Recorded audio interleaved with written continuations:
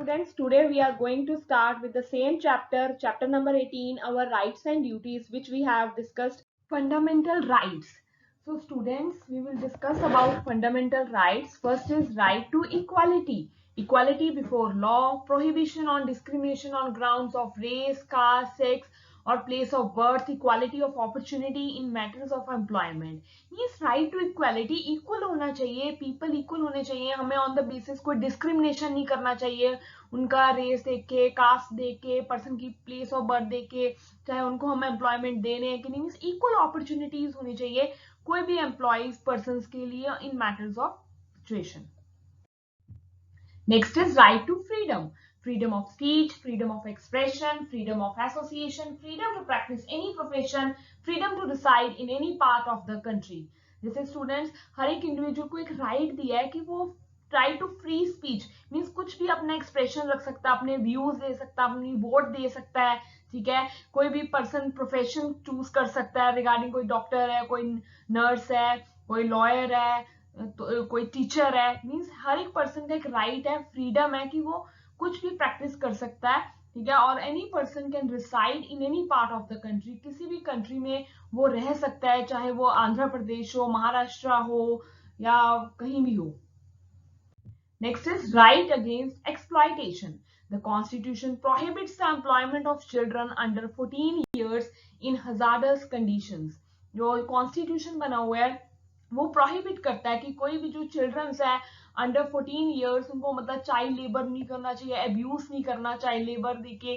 ठीक है, उनसे ज्यादा काम, ओवरलोडेड वर्क नहीं होना चाहिए चाइल्ड से. ठीक है, ह्यूमन ट्रैफिकिंग जो आजकल क्या है, पर्सन एक बहुत ज्यादा क्राइम बन चुका है कि जो ह्यूमन ट्रैफिकिंग हो रही है. ठीक है, वो चाइल्ड को जो भी है वो मतलब क्राइम कर रहे हैं उनको ले खोल करके, या कोई चाहे भी थाउजेंड्स ऑफ मेन वुमेन. ठीक है, उनको जो भी एक ह्यूमन ट्रैफिकिंग हो रही है कि रिगार्डिंग उनको कैसे वो उनको जो एक्सप्लॉइट किया जा रहा है.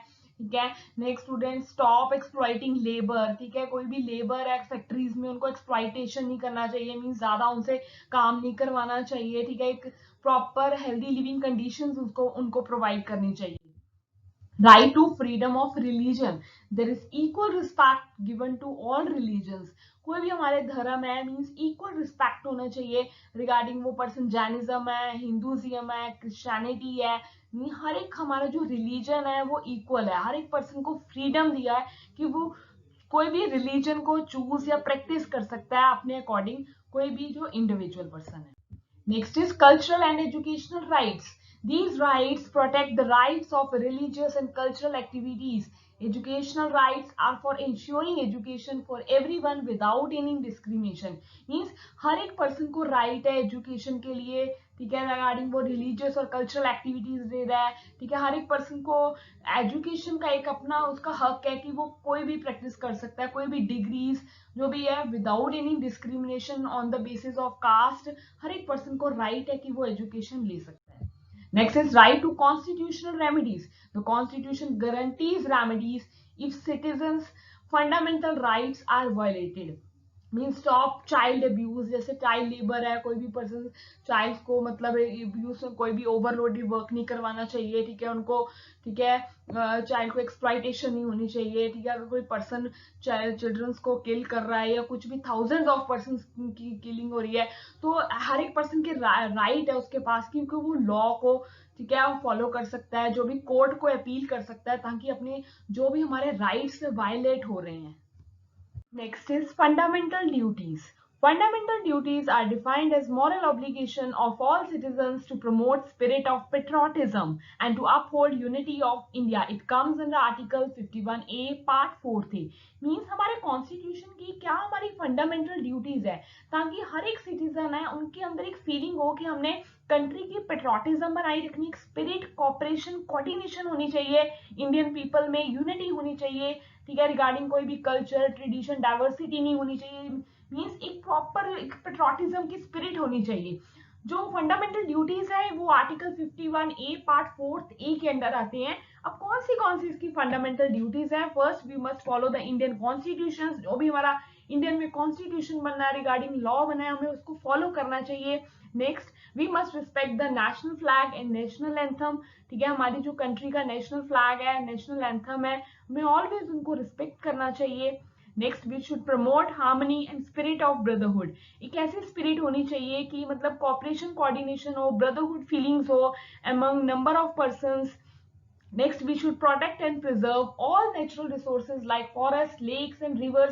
जो भी हमारे natural resources है, land, labor, forest, lakes, rivers, जो भी हमें abundance में मिल रहे हैं, हमें उनको preserve करना चाहिए ताकि आने वाली future generation है उनको आगे कोई suffer ना करना पड़े।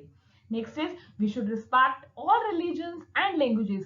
हमें हर एक रिलीजन को रिस्पेक्ट करना चाहिए, इक्वल ट्रीटमेंट होना चाहिए।